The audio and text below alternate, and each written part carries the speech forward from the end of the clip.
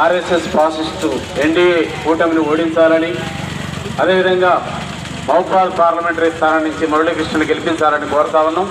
ఈ దశాబ్ద కాలంలో బీజేపీ దేశభక్తి పేరుతోటి, స్వదేశీ పేరుతోటి, జాతీయత పేరుతోటి దేశ సంపదని, సహజ వనరులని, ఖనిజ సంపదని మొత్తం కూడా పాలక వర్గాలన్నీ కూడా వాళ్ళ కార్పొరేట్ శక్తులకు ఇవాళ సంపదను వాళ్ళకి అప్పచెప్తా ఉంది.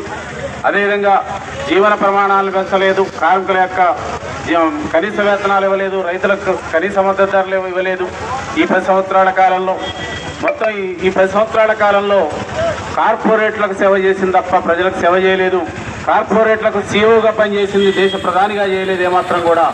అందుకే ఈ దేశ ప్రధాని ప్రజల యొక్క మౌలిక సమస్యలను పరిష్కరించకుండా దేశంలో మత ఉన్మాదంతో ప్రజల మధ్య వేల సంవత్సరాలుగా నివసిస్తున్నటువంటి ప్రజల మధ్య ఇవాళ మత విద్వేషాన్ని రెచ్చగొట్టి వాళ్ళ దేశంలో మత విద్వేషాలను రెచ్చగొడతా ఉన్నాడు. కనుక ఈ బీజేపీ మతోన్మాద బీజేపీ ఆర్ఎస్ఎస్ని ఓడించాలని, ఆ పార్టీలని పాలకవర్గ పార్టీలను కూడా ఓడించాలని, మురళీకృష్ణ గెలిపించాలని మేము కోరుతా ఉన్నాం.